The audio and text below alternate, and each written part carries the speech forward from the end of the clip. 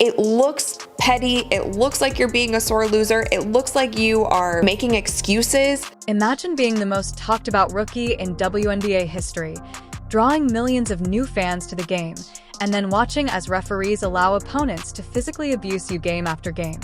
That's exactly what happened to Caitlin Clark during her rookie season, and the video shows it. From Jackie Young hitting her in the face with a simple common foul call to Alyssa Thomas pushing her with a shoulder check that somehow wasn't a flake tirade, the pattern is unmistakable. We've compiled every signify. For your team, it's just weird, and it's so interesting to me how still Caitlin Clark is getting under everyone's skin. Like, she so easily can get under the skin of other players. Did you witness the incident in the playoffs where Jai Carrington jabbed Caitlin Clark in the eye and the referees just watched? It wasn't just a poor call. It was the ideal example of how officials have handled the NBA's brightest new star during the whole season. Other coaches, it feels like a lot of these players and teams just hate the Indiana Fever. And I mean, I get it. This team was one of the worst teams in the league, and they are now climbing the rank. Let's establish the scene. Postseason energy in the air on September 22nd, the basketball world watches as the rookie who revolutionized women's basketball enters the largest stage of her early career against the Indiana Fever. With 548 seconds remaining in the second quarter, everything changes. Harassed by Carrington, finds Boston after taking a shot following the pass to Boston. When Carrington dives for the ball, her fingers strike Clark's eye directly rather than making a clean defensive play, and the effect is instantaneous. You can literally see the pain on her face as Clark recoils, her hand automatically moving to her face in a stupor, and you can't tell what will happen next. Clark in pain after she caught that fingertip in the eye, or no whistle.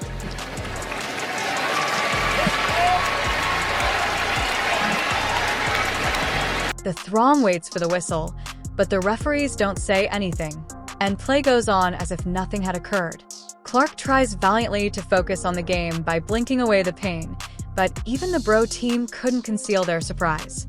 Carrington harasses Clark, who finds Boston. Carrington hits Clark in the face, and Clark falls to the ground while they yell, getting up in shock that no foul was called. Now, there's nothing Indiana can challenge here because no call on the floor was made. Clearly not on purpose from Carrington, but also enough contact that it certainly could have been a personal foul. This moment is especially illuminating because of what transpired following the missed call, not just the call itself. The physical impact was evident in Clark's performance. She ended the first half shooting a pitiful 1 for 9, her rhythm totally thrown off by the uncalled foul, and she simply absorbed the hit, a bruise already developing around her eye, without making a scene, throwing her hands up, or screaming at the officials. You see the poke in the eye, and one of the areas that Indiana has first game of the season here in this building line is when that blitz comes to Caitlin Clark, how she is able to deliver the basketball to Aaliyah Boston. Fans weren't nearly as silent, though, as social media erupted in anger, denouncing it as the worst officiated basketball game ever and a complete disgrace to the league. Within minutes, the clips went viral, leaving viewers from all over the sports world in shock over what they had just witnessed. Now, they better choose carefully and choose wisely, because even though everybody wants to show out and support Caitlin Clark, I told you earlier, I think a lot of people are getting real close to turning the TV back off because the WNBA does not want to step up and take responsibility for this shit. But the most frustrating thing is that this wasn't a single incident. Rather, it was the culmination of a whole season in which Clark was physically targeted by officials without any protection. She also had to endure body checks, hard fouls, and aggressive defense that went beyond what was safe to do. Is good. Kennedy Carter now lay from Boston as the officials are and Clark. What we are witnessing is not simply the typical rookie treatment that new players encounter.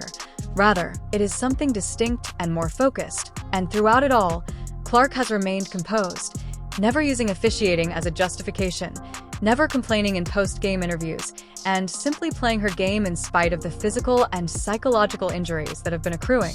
Now, she may be thinking, look, if they're not going to call these flagrant fouls and they're going to let everybody in the league beat the crap out of me, I better do something to put on some mass to protect myself. If you thought the eye poke without a call was bad, wait until you witness the ridiculous double standard that has been occurring throughout the season.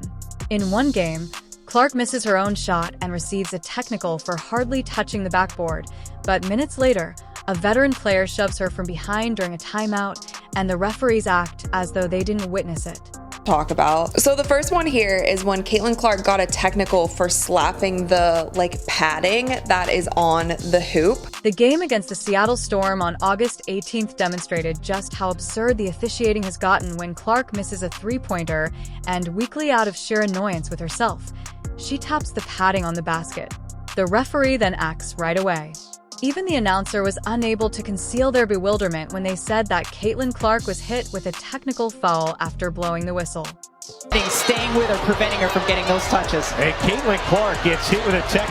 She was jawing for a while after that foul call on Aaliyah, but this one I think is about her frustration with missing that last three. Following the game, Clark described what transpired.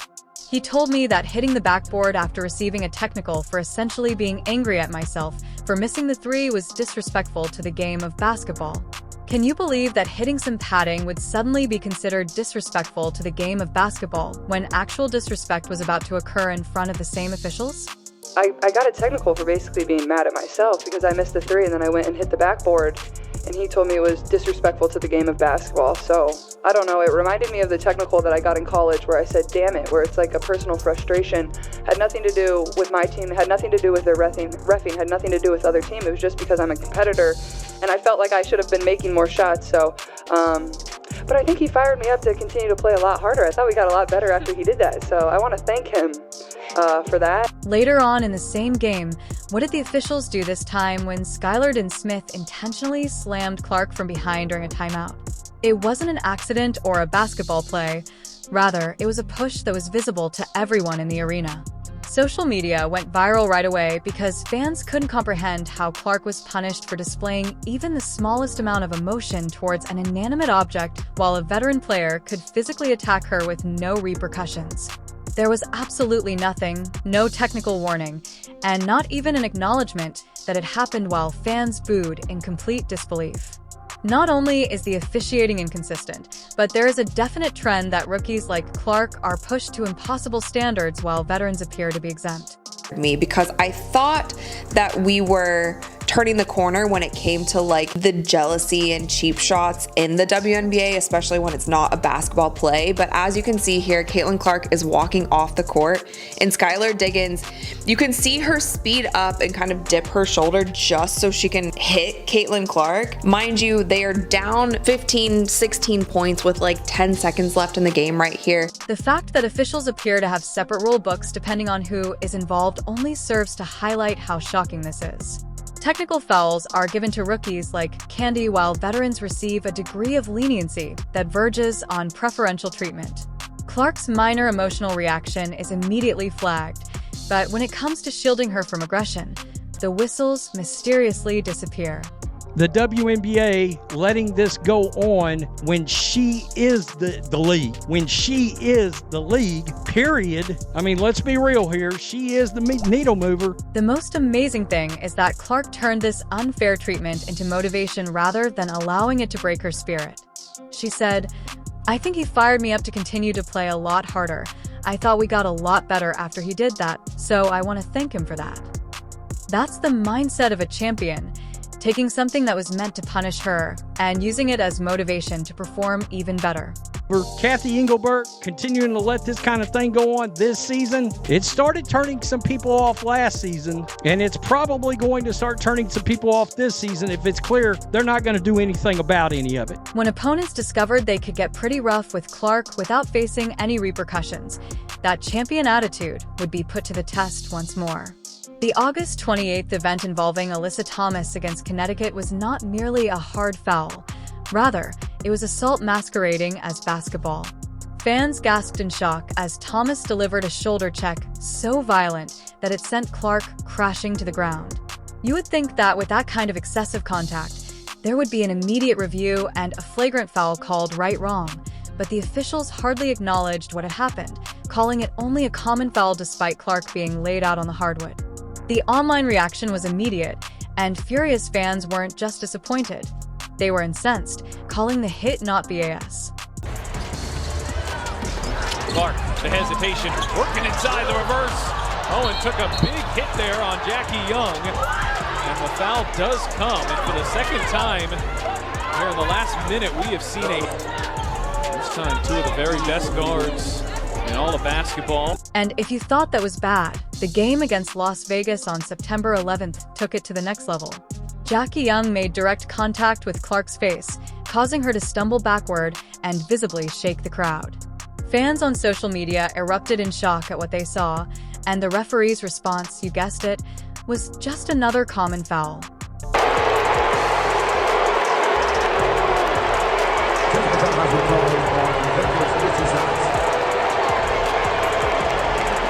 Fans were no longer the only ones observing this trend. Fever coach Christy Sides was unable to remain mute after witnessing her best player continually get battered without protection. The refereeing had to improve.